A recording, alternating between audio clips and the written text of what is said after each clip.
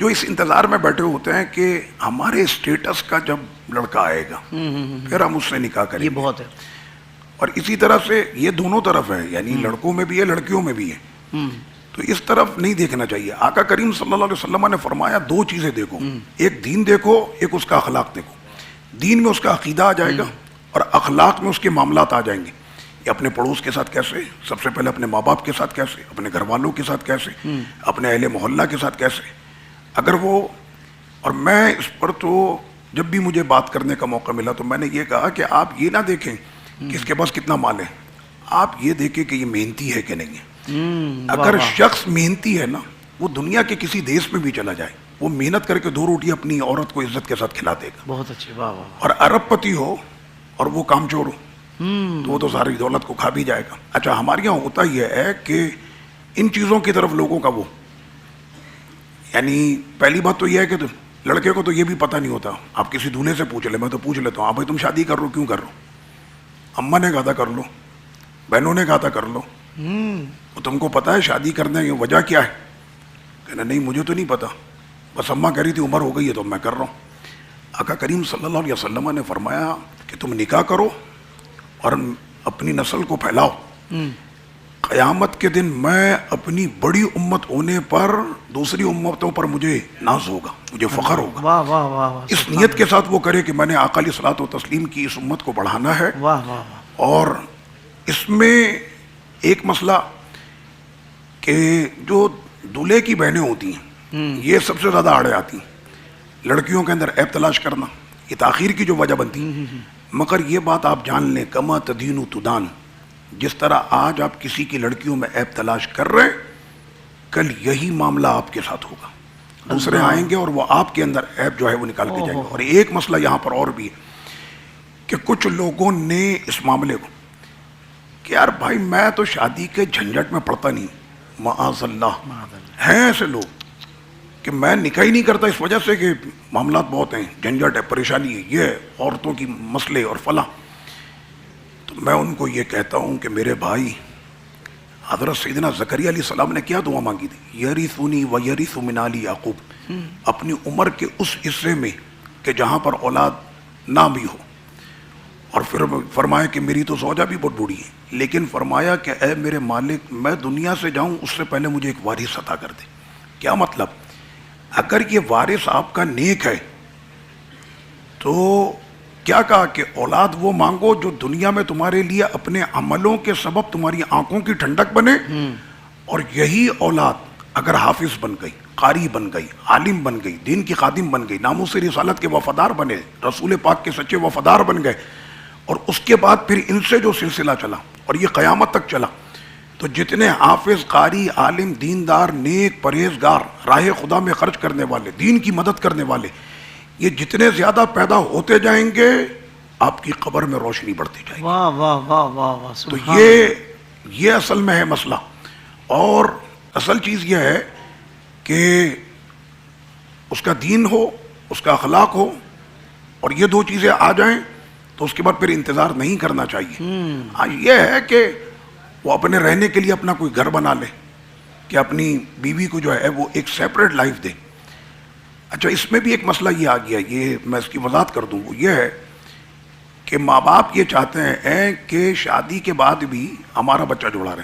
یہ جب 2 خاندان مل رہے ہوتے ہیں نا، تو ادھر دلہن کی اماں اپنی بیٹی کو سمجھاتی ہے تو کسی سے کم نہیں ہے، ادھر دولہے کی اماں سمجھا رہی ہوتی کہ بہو آ رہی ہے، اماں کو نہیں بھولنا.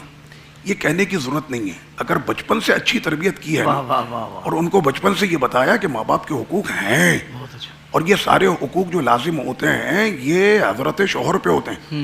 اسی لیے تو اس کو قرآن نے کہا الرجال قوامون علی النساء. مرد کو رجال کیوں کہا، مرد کو مرد کیوں کہا؟ یہ نہیں ہے کہ اس پر ہلکا سا بوجھ آئے تو وہ آ کر بیگم پر جو ہے وہ اپنے غصے کا اظہار کرے. مرد کو مرد اسی لیے کہا ہے کہ زمانے کی جتنی بھی مشکلات آئیں گی، پریشانیاں آئیں گی، اللہ نے اس کے سینے میں اتنی طاقت دی ہے کہ یہ تمام مشکلات کو بآسانی جھیلنے کی یہ طاقت رکھتا ہے. اور شادی کے بعد پوری جو خدمت ہے ماں باپ کی وہ لڑکے پر ہے، بہو پر نہیں. جھگڑا اسی وقت میں آتا ہے اب وہ رخصت ہو کر آئی ہے دلہن ابھی گھر میں، وہ اسی وقت میں اس کو بیٹھ کے سمجھاتا ہے ابا صبح اتنے بجے دوائی کھاتے ہیں، 9 بجے ان کو چائے چاہیے، اتنے بجے جو ہے اماں کو جو ہے وہ کھانا، اور اتنے بجے ان کا یہ، اور میرے ماں باپ میرے لیے سب سے عزیز ہیں۔ آپ یقین کریں اگر دیندار پڑھی لکھی لڑکی ہو نا تو وہ یہ کہے کہ یہ جو تم پورا میرے سامنے لے کر بیٹھے ہو نا فہرست، یہ میرے کام نہیں ہے، یہ آپ کے کام ہے، اس لیے کہ آپ مرد ہیں اور ساری ذمہ داری جو ہے مرد کی ہے، یہاں تک کہ اس کا کھانا، اس کا کپڑا، بالکل واضح طور پر ہے یہ سارے معاملات جو ہیں وہ مرد کے اوپر ہیں، اور وہ اس کو پھر اگر سیپریٹ گھر لے کر دیتا تو اس کا ہرگز یہ مطلب نہیں ہے کہ وہ ماں باپ سے جدا ہو گیا۔ لڑکی کیا دے گی؟ یہ اتنا کافی نہیں ہے کہ لڑکی کا باپ اپنے جگر کا ٹکڑا تم کو دے رہا ہے، کیا خوبصورت جملہ، اپنی بیٹی دے رہا ہے وہ تم، ہائے ہائے ہائے، اور کیا چاہیے؟ اپنی زوجہ کا بھی پورا خیال رکھے اور اپنے ماں باپ کا بھی خیال رکھے۔ کیوں رکھے؟ اس لیے کہ اللہ نے تم کو مرد بنایا ہے اور تم میں جھیلنے کی پوری طاقت ہے۔ اللہ نے یہ، عورت تو کمزور ہے تو اس کے اوپر تو آپ نہیں ووٹ ڈال سکتے نا، مرد کو کہا گیا کہ تم جو ہے وہ گھر کے نگہبان مرد ہے، واہ واہ، اور بیوی ہمیشہ جو ہے وہ شوہر کے تابع ہوتی۔ یہ جو ہمارے یہاں ثقافت چل رہی ہے نا، یہ تو کوئی ہندوستان کی ثقافت چل رہی ہوگی، مدینے والے کی ثقافت نہیں ہے یہ۔ ہاں، مدینے والے آقا صلی اللہ علیہ وسلم نے حضرت سیدنا مولا کائنات رضی اللہ عنہ سے کیا فرمایا کہ جب اپنی لخت جگر نور نظر سیدہ کائنات رضی اللہ عنہ ان کے نکاح میں پیش کی تو حضرت مولا علی رضی اللہ عنہ سے آقا علیہ السلام نے فرمایا کہ مہر کے لیے کچھ پیش کر سکتے ہو؟ تو اس وقت جو کنڈیشن تھی حضرت مولا علی رضی اللہ عنہ کی، کہا کہ میرے پاس تو نہیں ہے، فرمایا کہ اپنی یہ زرہ فروخت کر دو۔ وہ گئے اپنی زرہ فروخت کرنے، قربان ان کی سادگی کہ یہ دنیا کا پہلا دولہا تھا کہ جو اپنی زرہ فروخت کر کے اپنے مہر کا بندوبست کر رہا۔ ہائے ہائے ہائے ہائے، تو حضرت سیدنا عثمان غنی رضی اللہ تعالیٰ راستے میں ملے، کہنا بھائی علی کہاں جا رہے ہو؟ کہنا اپنی زرہ فروخت کر کے میں اپنے مہر کا بندوبست کر رہا ہوں۔ کہنا اگر میں خرید لوں یہ زرہ تم سے؟ ہائے ہائے، تو انہوں نے، حضرت عثمان غنی نے وہ زرہ خریدی۔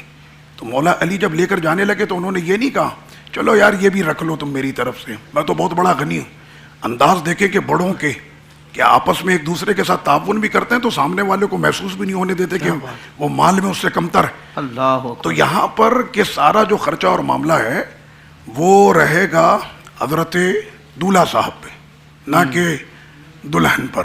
دیکھیں مرد جو ہوتا ہے نا وہ یہ چاہتا ہے کہ اس کی بیوی اس کا ادب کرے۔ اب سب سارا مال آپ نے عورت سے لیا ہے، اور آپ کی جو کمیونٹی ہے اس کے اندر، میمن کمیونٹی میں تو میں نے سنا ہے وہ مکان بھی دیتے ہیں، لڑکی والے دولہے کو گھر بھی دیتے ہیں، اور اب تو ان چیزوں کے اندر بہت ساری چیزیں آ گئی ہیں کہ گاڑیاں، وہ ہال کے اوپر گاڑیاں بڑی ربن لگا کے سجیں، یہ کیا بھائی یہ تحفے میں سجائیں گی۔ تو یہ جو ہم لوگوں نے اپنے اخراجات خود اتنے زیادہ جو بڑھا لیے ہیں اس کی وجہ سے یہ سارے مسئلے آ رہے ہیں۔ جب بیوی سب کچھ لے کر آئے گی وہ کہے گی یہ چمچہ بھی تم استعمال کر رہے ہو نا میرے باپ نے دیا ہے، یہ پلیٹ بھی میرے ابا نے دی ہے، یہ بھی میرے ابا نے دیا، تو دن بھر بیٹھ کر تو وہ یہی سنتا رہے گا، پھر اس کو نہیں استعمال کر، ارے میرے جہیز کی پلیٹ توڑ دی تم نے، تو پھر اس وقت میں اس پر کیا گزر رہی ہوگی۔ مرد ہر اعتبار سے لڑکی سے افضل ہونا چاہیے۔ یہ جو اللہ کے رسول کے فرمان ہے نا، زندگی اسی میں، انہی گھروں میں جھگڑے ہوتے ہیں جن گھروں کے اندر شریعت مصطفیٰ صلی اللہ علیہ وسلم نہیں ہوتی۔ شوہر نیک ہو جائے بیوی خود بخود نیک ہو جائے گی۔ واہ واہ واہ واہ، شوہر غلط کام چھوڑ دے بیوی کبھی بھی اس سے تقاضا نہیں کرے گی، ہمیشہ وہ یہ کہے گی میرا شوہر دیندار ہے، کیا بات ہے، اور ہر وہ کام عین سنت کے مطابق کرتا ہے، اس کا اپنا ایک جو ہے بھرم رہے گا۔ دوسرا کہ اگر وہ چاہتا ہے کہ میری بیوی میرے ماں باپ کا ادب کرے، میری بیوی میرے ماں باپ کی خدمت کرے، جی، تو اس کے لیے وہ یہ کر لے کہ شوہر دلہن کے ماں باپ کا ادب کرے اور دلہن کے ماں باپ کو اپنا ماں باپ سمجھے۔ وہ اگر سمجھے گا ان کو اپنا ماں باپ تو یہ لڑکی بھی اس کے ماں باپ کو اپنا ماں باپ سمجھے۔ کیا بات ہے، کیا خوبصورت و متوازن آپ نے بات فرمائی حضور، اللہ آپ کو جزائے خیر عطا فرمائے۔ زندگی کے تمام شعبوں میں دینی رہنمائی حاصل کرنے اور آخرت کو بہتر کرنے کے لیے ہمارے YouTube channel Islamic digital studio کو سبسکرائب کر لیں اور بیل آئیکن بھی پریس کر لیں۔ قرآن سے بھی ملاتا ہے ہمارا